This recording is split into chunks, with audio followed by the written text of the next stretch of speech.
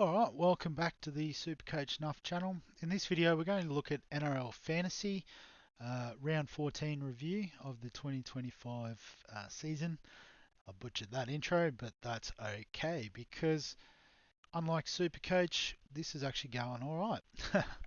So we scored 1,034 this week, so always nice to score 1,000 in the fantasy format.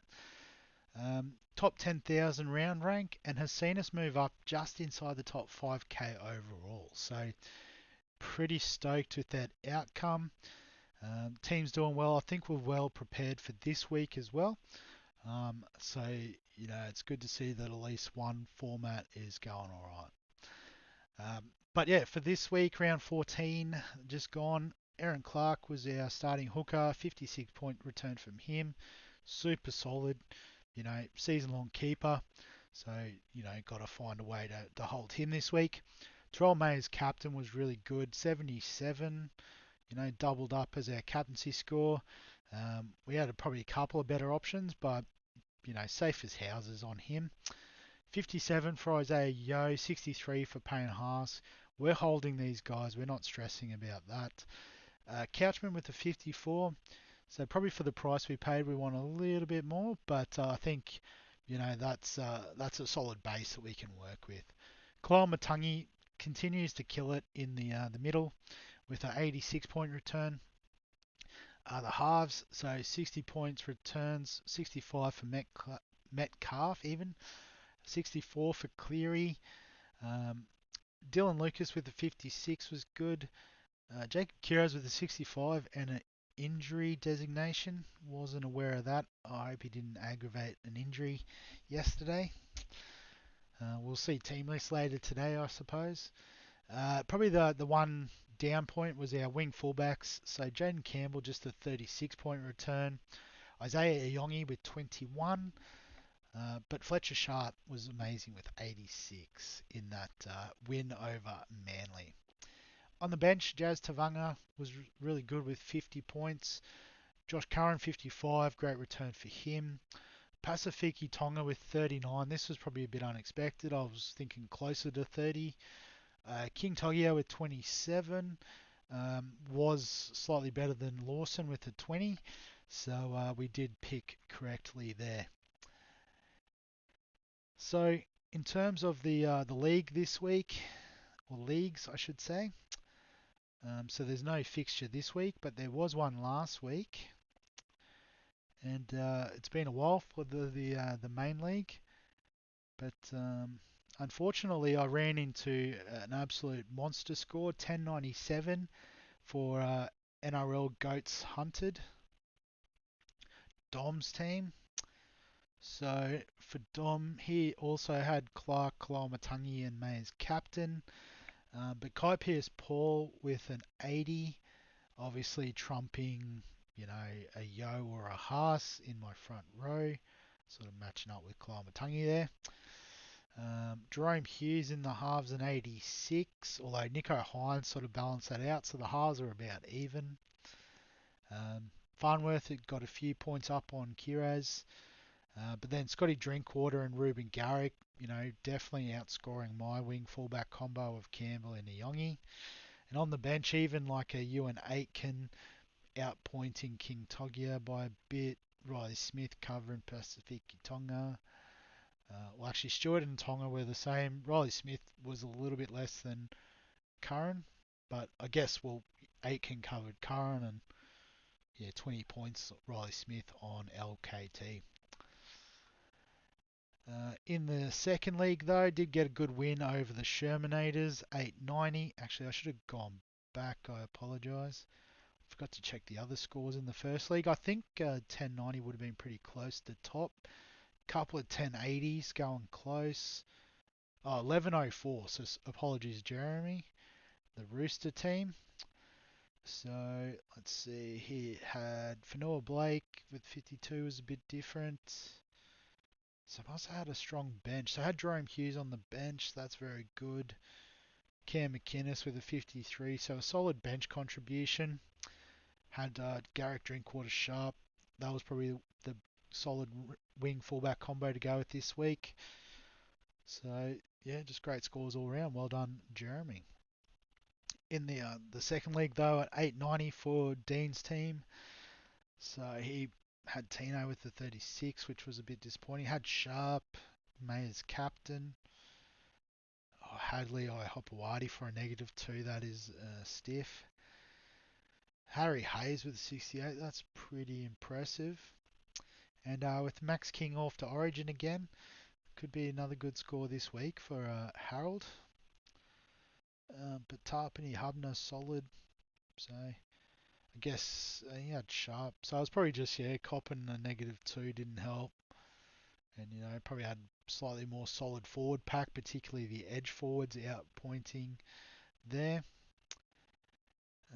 But if we have a look at the fixture, round 14, so 10:57. So one man Tom Spiro's team. So getting the jump on me this week. So I know he's got a very similar team, but where's the difference? Not sure.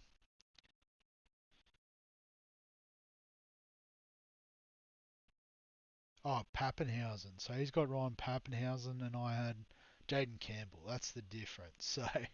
So well done, Spiro. Got one over me this week.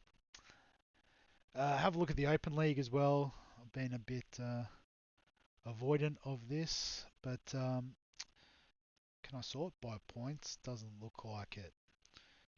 So I've got 1081 for Pain in the Haas, 1088 for Panic at Tedesco, the 1097. So it looks like yeah, Dom, sorry, got the top score in the overall league as well. But let's have a look at Panic at Tedesco with the 1088. So I had Riley Smith, KPP with an 80-point return was great. Herbie Farnworth, Kalen Ponga with 47 thanks to the golden point try. Scotty Drinkwater was good. Has Kyle Matangi on the bench and Aaron Clark, so well covered there. And I might just have a look at Payne in the Haas as well, Jordan's team with that 1081. So has Kyle Matangi, Ewan Aitken in the starting lineup, Captain May, Fogarty, so Garrick, Drinkwater, Sharp, winning combination yet again. Payne Haas on the bench, that's a bit weird to see, but that's fine. Had Jazz looped in. Yeah, so some solid scoring there. Well done, Jordan. So Liam still sits on top, 205th overall. So I think that might be a slight decrease, but I'm sure you'll pick it up over the coming weeks, Liam. What do we got? Fatality, Phil's team, sitting inside the top 1,000 as well. Schmick Richards, yeah, 852. So I think Byron will be in there too. Oh, just outside, so 1,034. So got three in the top 1,000 and Byron knocking on the door. And I'm only, another 230 points off that. So about 250 off the top 1K. So I think it is entirely doable that we aim for that sort of finish. So let's have a look at the team this week. So obviously a few players on bye or Origin duty. I think all the Origin players are on the bye anyway, so it doesn't really make too much of a difference. So Pasifiki Tonga. I think I need to do some swapsies here. So I need Lucas in the forward line.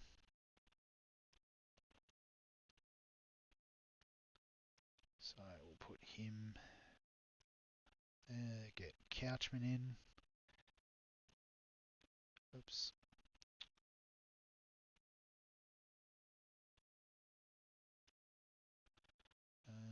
Well, actually, we'll put Marky Mark there because we were going to bring Tedesco in. And LKT. So it looks like we've actually got 14 this week, although again, I'll have to follow up this Kiraz injury thing. I'm pretty sure he was scheduled back this week, so I'm thinking that's all. They just haven't updated the injury list in the back end, and he actually played this week. They haven't realised. I guess they've still got Preston highlighted as suspended. He'll be back this week. So I guess in theory, we don't even have to make any trades. So it's probably something we will try to hold if we can. I guess there is a little question mark over Savala, but we can cover with Lawson. You know, can go to centre. Nwangani Tuase can go to wing fullback, or even Kiros can go to wing fullback, and we can push Campbell or Sharp up into the halves. So we do have a bit of coverage there. So I think again, you know, if the goal is top 1K and we've got 13 playing this week, you know, there will be maybe a couple of weaker scores. The likes of Pasifiki, Tonga, LKT, Lawson if we have to play Lawson. But, I mean, I'm sure there's teams that are struggling for 13 this week. So I think it will depend on team lists this afternoon. I think, you know, depending on what happens with Savala, um, do they want him on the bench as a bit of cover? You know, can play a bit of hooker or whatever. Um, but then it also may be a case of we trade him out this week if he's not going to be getting decent minutes. You know, at least with Lawson, King Togia, they'll be on the field for the 80, you'd imagine. You know, Pasifiki Tonga, hopefully he's getting the decent role in minutes. Um, don't know if there'll be any Dragons players out in the forward pack anyway. No, Val Holmes will be out in the back line, so that might give Lawson some more chance somewhere. I'm not sure. But yeah, I guess it's probably dependent on team list because even then we don't have a lot of money to upgrade these guys just yet. So I guess we could trade Yongi as well. That's the other thing we could consider. Hmm.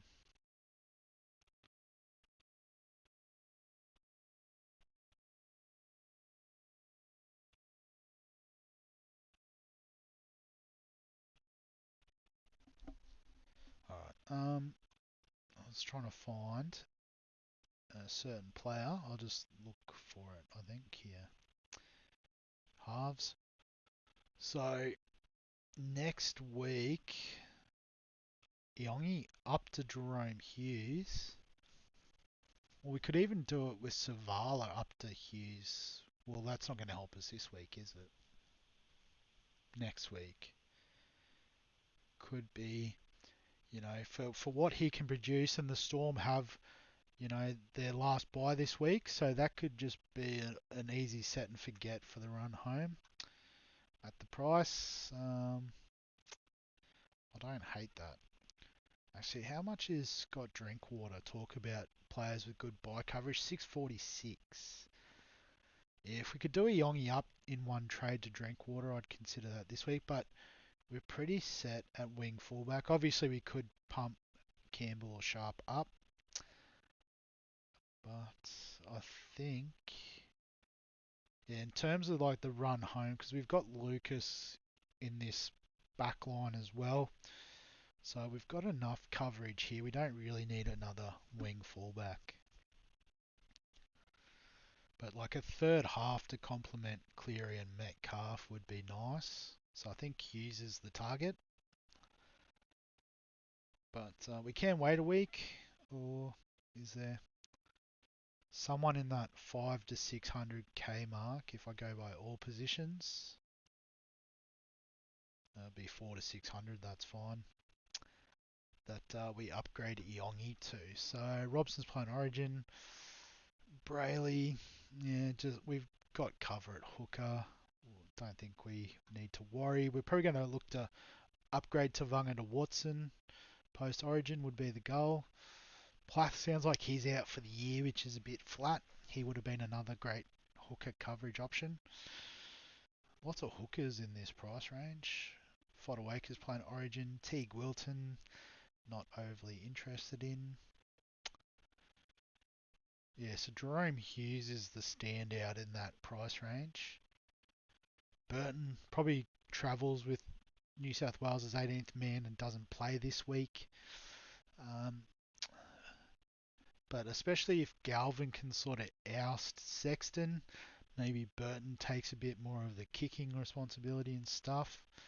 Although Galvin didn't shy away from it in the game last night, to be fair. Brian Tyre, again, we're not interested in wing fullbacks. I guess maybe someone like Garrick who offers the dual position coverage is a bit handier. But yeah, Galvin. Yeah, so it'd be interesting to see how his price fluctuates in the coming weeks. But I suppose after that, they're all sort of priced at what they can provide for us, I suppose. So yeah, so it might be Iongi to Hughes next week. Um, and then yeah, because I guess it'll all have to be like one down, one up. So we'll see if there's any cheapies crop up in the team list. There was a bit of chat about another centre at the Dragons. I think that's something we do have to be mindful of is the team next week. So with the Dragons, Bulldogs, Manly on the bye, I think we've got 7 of them, plus Cleary and Yo probably not going to go over from Perth to Auckland to play the Warriors. So, we're probably struggling for numbers next week. So I think holding the trades is a top strategy going into next week. Yeah, hopefully, we can do something with a couple of these Dragons cheapies to get us through. So I guess just captain, vice captain. Um, Although actually I was going to do a bit of a mid-season review, I suppose, if we go to the trades. So if I scroll down underneath this, so if you weren't aware, you can actually access all your trade history down here. So just having a look through, we obviously didn't do any trades round one, but I think getting on Humphreys in round two was obviously a smart move given the quick cash that he made. Isaiah Tass was a bit of a dud move to start the season. We could have probably backed Riley Smith in a bit earlier. But we brought Stafford Tuller in, which was a great pick. Tony Francis was an absolute dud, though. I actually lost money on that. So, it was a couple of bum start picks. I think Corey Pace was okay, but not the best. Cal Toga we were interested in from the start, so happy with the trade in. Tom Jenkins, I think we cashed him out for a bit. Where did he come out? 380. So yeah, made 130. That's decent. Dylan Egan, what a great trade in. Might have gone a little bit early on Sandon Smith, but we knew we had Savala sort of coming.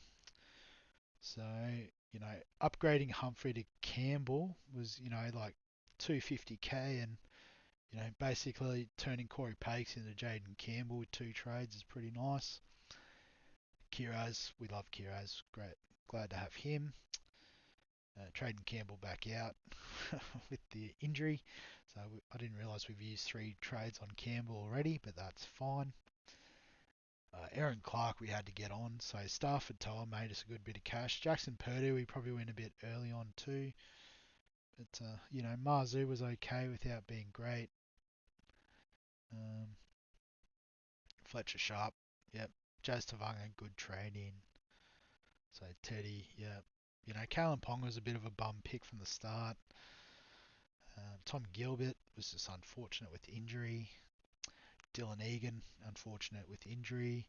Egan Butcher turned out to be a 1 week pick, but had to get Kyle Matangi in. Yeah, so Riley Smith made us 300k, which is pretty great. Jermaine Hopgood was probably another bum start pick. So I guess considering how many, middling starting picks that we made, the likes of a Brimson, for example, Tass, don't even know why I was thinking that. Who else was there from the start? Um, yeah, Ponga wasn't great. Barnett was all right without being.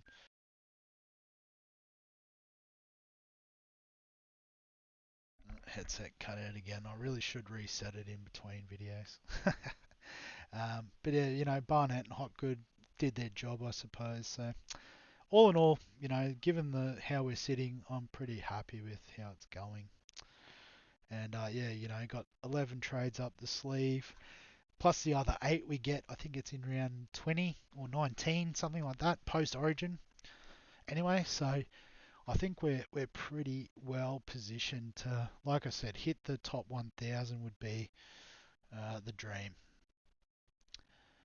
But yeah, so captain, vice captain this week. I think obvious captain, as long as he plays, there is a bit of a chance that he travels to Perth and doesn't travel back for the game in Sydney on Sunday. But then outside of that, probably Couchman is the next, solid option. Wouldn't wouldn't be completely upset with the likes of a Curran or a Lucas.